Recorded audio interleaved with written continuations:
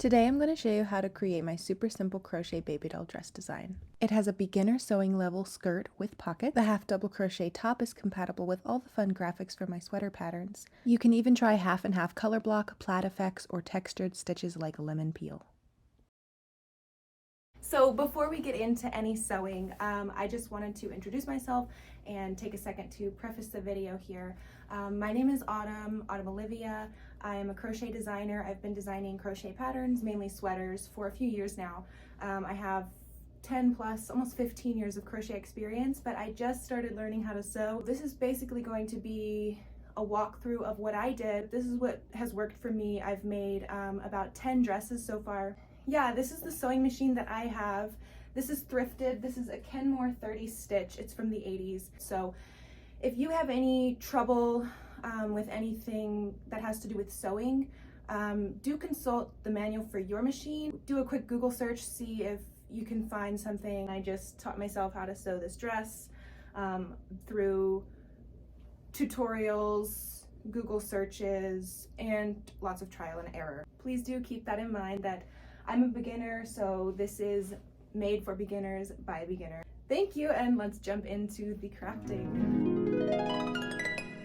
You can use any type of crochet top, bralette, but for this, we're just going to use this simple rectangular top. So you're just gonna work however many you need across. For the height, I wanted the neck opening to be a little bit towards the front. At this point, I just decide how long I want my boat neck to be, and so I chain that many and skip that many and make sure that these two are even. And then I just continue on. So with an even number of rows on the front part and an even number of rows on the back part, that leaves the tail ends. This is the one on the front and this is the one that you end with. And if you leave enough tail length, you can use that to seam up the sides. So I'm just going to turn this inside out. So it's right side on right side. It's pretty hard to distinguish which loops are at the edge of these rows. So what I've found is that it's best to work into 2 loops at a time no matter what, because if you just work into one, it's pretty loose. There's 2 types of loops we're going to find here. Type number one is this longer one, and it's kind of crisscross. And the other type is this little double loop here. If you work into that one. These are on opposite ends. So I'm going to start here.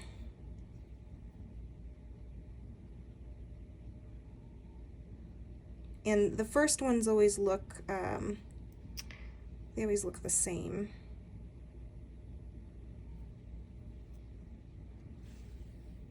If you take a look at the second one, so I've got this little double loop here, and that's my row number 2.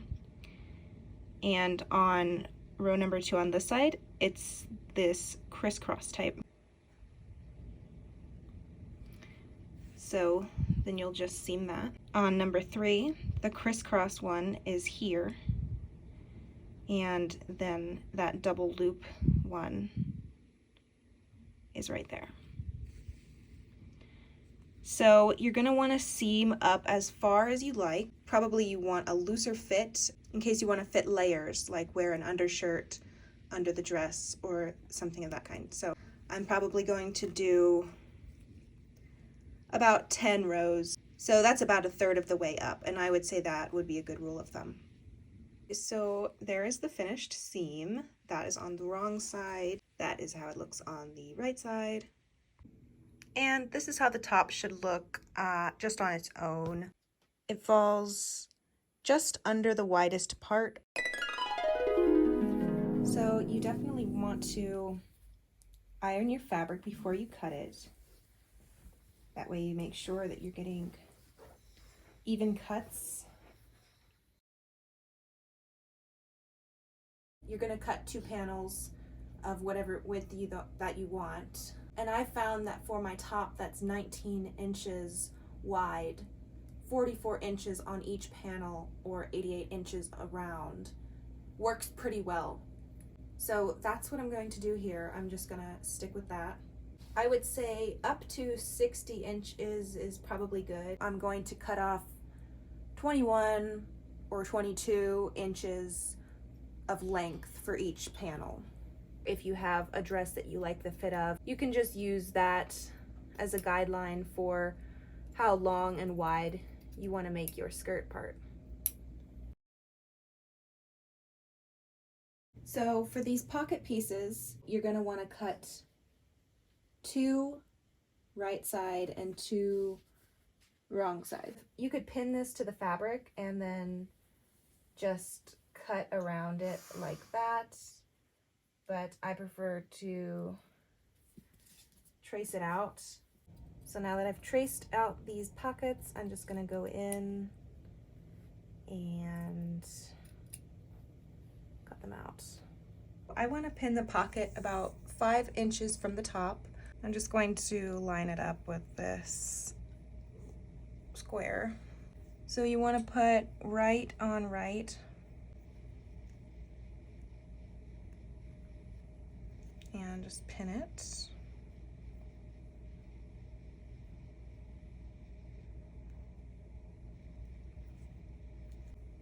So there's one, and you're going to do the same all around. This is going to go on the other panel, and this will go on the other side of this panel. And you want to make sure that they are all lined up with each other.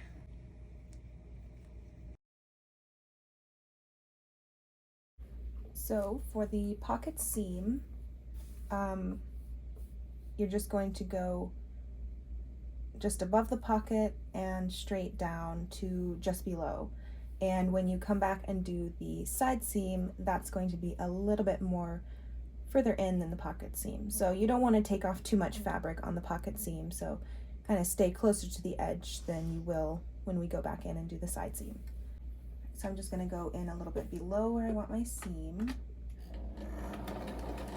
do a back stitch off of that pocket, and then I'm going to continue a straight stitch down the whole length of the pocket. And then I'm going to back stitch again. Then I can remove the fabric, trim the thread, and the pocket seam should look like that. Now that the pocket seam has been done, you want to press the seam towards the pocket like this. So the seam is over here, and you unfold the pocket, and then you just want to press that seam.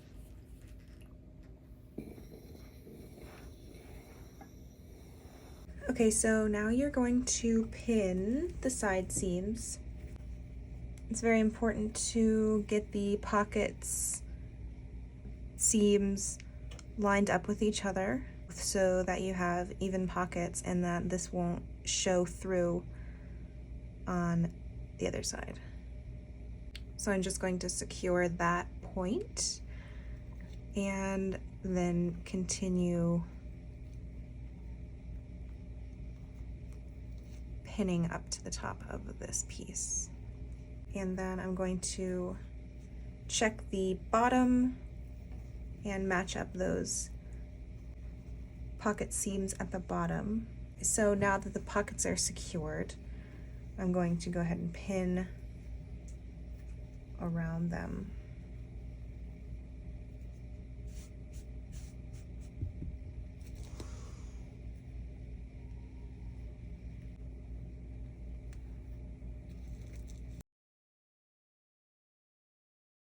So to go around the side seam, I'm just going to back stitch. Make sure you're sewing on the inside of that pocket seam so that it won't show up on the right side of your side seam. So then once I'm about that same distance in to where the pocket seam is, I'm going to turn the work and begin seaming around the pocket. Once you get to the other side of the pocket, you will do the same thing. Make sure that you go past that pocket seam.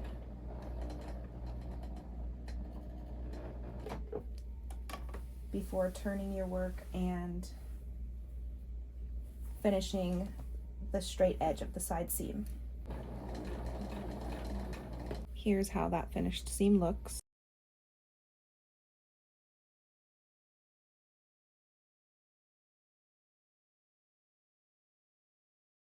Now that the side seams are done, I'm just going to go in and press the seams. So I'm going to put the fabric, which is now one big loop, over my ironing board. Then you can just go in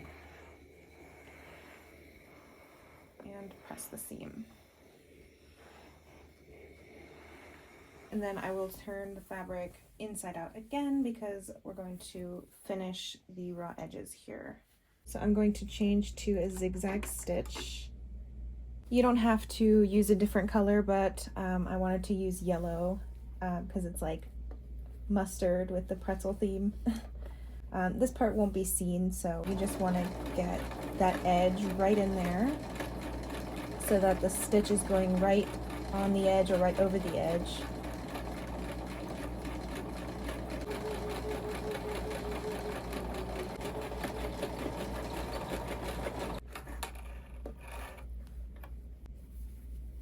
Okay, so here is how that nice finished edge looks.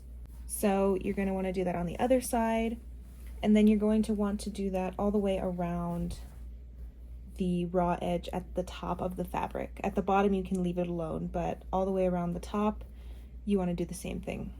Okay, so now it's time to gather the fabric, and to do that you have to do a basting stitch, which is just the longest straight stitch that your machine will allow. I'm going to do one basting stitch per panel. So I'm going to start at the side seam, go all the way to the other side seam. Do not back stitch. So I'm just lining it up here right at that first side seam with the finished edge at the edge of my presser foot. Okay, so here's the fabric, and there's a basting stitch on each panel. We're going to need to get each panel to this width. So for this basting stitch here, you're going to take the top thread only, and the back thread is here. So just take the top thread and pull on it, and then the fabric will start to gather. You want to gather it as evenly as possible. So I've gotten about halfway here, and I'm going to pull from the other side to make it easy. We'll pin it to the top and make sure that it's perfect. You're going to want to turn the skirt inside out and leave the top right side out. So basically you can just kind of go like this. That way the right side of the skirt is touching the right side of the top, and we'll pin it like that. Pinning the side seam of the skirt to the side seam of the top, and then do the same on the other side. So I'm just going to pin it several more times because the texture of the crochet is really going to show up if the seam is uneven. So I would say to pin about every inch, and I'm just pinning into the gathering stitch and then directly into the space between row 1 and 2 on the top. The first thing you're going to want to do is set your machine to a zigzag stitch again. Not very long. So I'm going to start on one of these side seams. You're going to want to make sure that all of these gathering stitches and finishing stitches and such are outside of the right side of the fabric. Make sure that you are keeping a close eye on the crocheted edge of the fabric. I have tried to sew it the other way around where the crochet part is on top, but then these gathers get stuck in the bottom of the machine, so it's easiest to just do it this way with the crochet on the bottom, but it's a little bit hard to see, and you just have to keep a close eye on it and make sure that it is staying lined up with the seam guide. It helps if you kind of get the crochet lined up down here so that you can kind of focus on what's going on at the needle. All right, so I'm going to drop the presser foot. It looks like it's down with all this fabric, so I'm just going to back stitch a little bit. Make sure that none of these gathers are getting stuck in there or on the front side of your work. Sometimes you have to give it a little bit of push if the feed dogs aren't taking. Here's how your seam should be looking. Here it is on the crochet part. When I pull on it, I can feel the gathering stitches spreading out. Otherwise, you can rip them out with a seam ripper. You just want to make sure that there's some give in the seam there. So I'm just going to steam this so that I can get those gathers to lay flat. And the last step is going to be to hem the bottom. So you're just going to make a fold. Make your first fold and then press it. And then make your second fold.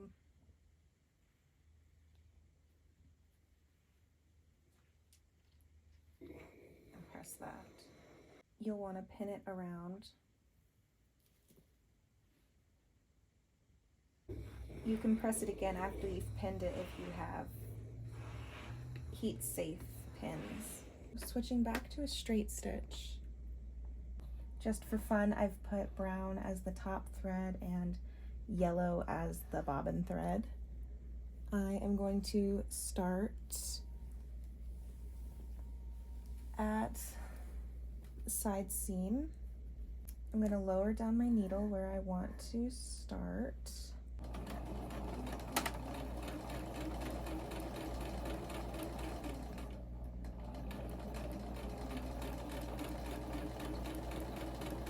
Be careful, make sure not to get any fabric stuck under here that's going to get seamed to itself.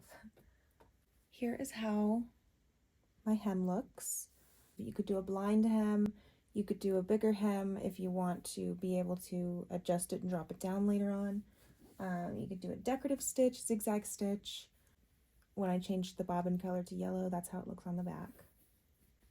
But that's it. That's the last step, and the dress is now complete. Here's how it looks on. It's very cute. If you had more fabric, of course the skirt would just have more ruffles in it. But as it is, this is pretty good. There's the side. Here's the pocket. You could also wear a petticoat under it to give it more of a princess look. Little fun floof.